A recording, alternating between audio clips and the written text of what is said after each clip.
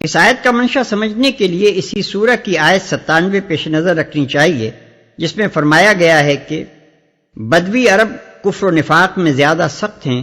اور ان کے معاملے میں اس امر کے امکانات زیادہ ہیں کہ اس دین کی حدود سے ناواقف رہیں جو اللہ نے اپنے رسول پر نازل کیا ہے۔ وہاں صرف اتنی بات بیان کرنے پر اکتفا کیا گیا تھا کہ دارالاسلام کی دیہاتی آبادی کا بیشتر حصہ مرض نفاق میں اس وجہ سے مبتلا ہے کہ یہ سارے کے سارے لوگ جہالت میں پڑے ہوئے ہیں، علم کے مرکز سے وابستہ نہ ہونے اور اہل علم کی صحبت میسر نہ آنے کی وجہ سے اللہ کے دین کی حدود ان کو معلوم نہیں ہیں۔ اب یہ فرمایا جا رہا ہے کہ دیہاتی آبادیوں کو اس حالت میں پڑا نہ رہنے دیا جائے، بلکہ ان کی جہالت کو دور کرنے اور ان کے اندر شعور اسلامی پیدا کرنے کا باقاعدہ انتظام ہونا چاہیے۔ اس غرض کے لیے یہ کچھ ضروری نہیں ہے کہ تمام دیہاتی عرب اپنے اپنے گھروں سے نکل کر مدینے آ جائیں اور یہاں علم حاصل کریں۔ اس کے بجائے ہونا یہ چاہیے کہ ہر دیہاتی علاقے اور ہر بستی اور قبیلے سے چند آدمی نکل کر علم کے مرکزوں مثلا مدینے اور مکے اور ایسے ہی دوسرے مقامات میں آئیں اور یہاں دین کی سمجھ پیدا کریں، پھر اپنی اپنی بستیوں میں واپس جائیں اور عامت الناس کے اندر بیداری پھیلانے کی کوشش کریں۔ یہ ایک نہایت اہم ہدایت تھی جو تحریک اسلامی کو مستحکم کرنے کے لیے ٹھیک موقع پر دی گئی۔ ابتدا میں جبکہ اسلام عرب میں بالکل نیا تھا اور انتہائی شدید مخالفت کے ماحول میں آہستہ آہستہ پھیل رہا تھا، اس ہدایت کی کوئی ضرورت نہ تھی، کیونکہ اس وقت تو اسلام قبول کرتا ہی وہ شخص تھا جو پوری طرح اسے سمجھ لیتا تھا اور ہر پہلو سے اس کو جانچ پرکھ کر مطمئن ہو جاتا تھا۔ مگر جب یہ تحریک کامیابی کے مرحلوں میں داخل ہوئی اور زمین میں اس کا اقتدار قائم ہو گیا تو آبادیاں کی آبادیاں فوج در فوج اس میں شامل ہونے لگیں، جن کے اندر کم لوگ ایسے تھے جو اسلام کو اس کے تمام مقتضیات کے ساتھ سمجھ بوجھ کر اس پر ایمان لاتے تھے، ورنہ بیشتر لوگ محض وقت کے سیلاب میں غیر شعوری طور پر بہے چلے آ رہے تھے۔ نو مسلم آبادی کا یہ تیز رفتار پھیلاؤ بظاہر تو اسلام کے لیے سبب قوت تھا، کیونکہ پیروان اسلام کی تعداد بڑھ رہی تھی، لیکن فی الحقیقت اسلامی نظام کے لیے ایسی آبادی کسی کام کی نہ تھی، بلکہ الٹی نقصان دہ تھی جو شعور اسلامی سے خالی ہو اور اس نظام کے اخلاقی مطالبات پورے کرنے کے لیے تیار نہ ہو۔ چنانچہ یہ نقصان غزوہ تبوک کی تیاری کے موقع پر کھل کر سامنے آ گیا تھا۔ اس لیے عین وقت پر اللہ تعالیٰ نے ہدایت دی کہ تحریک اسلامی کی یہ توسیع جس رفتار کے ساتھ ہو رہی ہے، اسی کے مطابق اس کے استحکام کی تدبیر بھی ہونی چاہیے،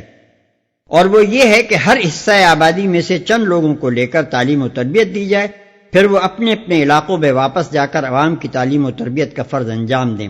یہاں تک کہ مسلمانوں کی پوری آبادی میں اسلام کا شعور اور حدود اللہ کا علم پھیل جائے۔ یہاں اتنی بات اور سمجھ لینی چاہیے کہ تعلیم عمومی کے جس انتظام کا حکم اس آیت میں دیا گیا ہے،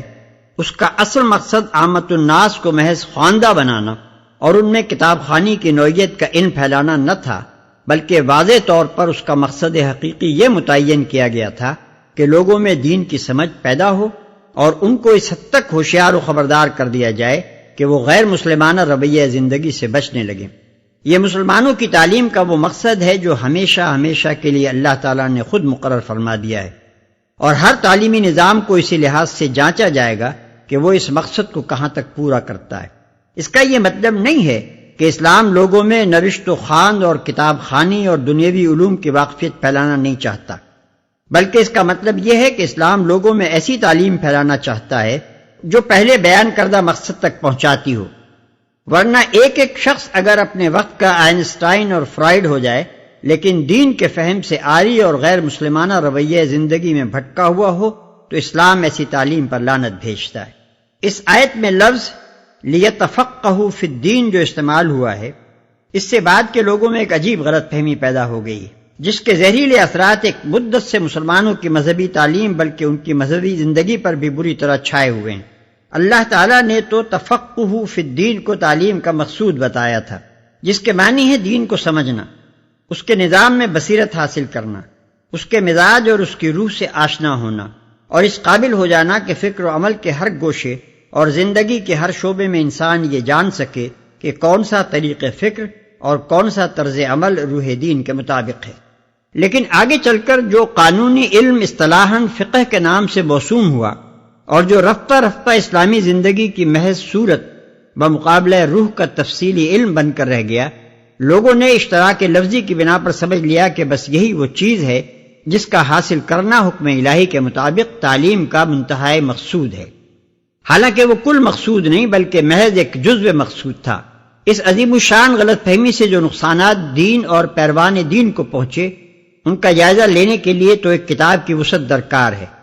مگر یہاں ہم اس پر متنبع کرنے کے لیے مختصراً اتنا اشارہ کیے دیتے ہیں کہ مسلمانوں کی مذہبی تعلیم کو جس چیز نے روح دین سے خالی کر کے محض جسم دین اور شکل دین کی تشریح پر مرتکز کر دیا، اور بالآخر جس چیز کی بدولت مسلمانوں کی زندگی میں ایک نیری بے جان ظاہرداری دینداری کی آخری منزل بن کر رہ گئی، وہ بڑی حد تک یہی غلط فہمی ہے۔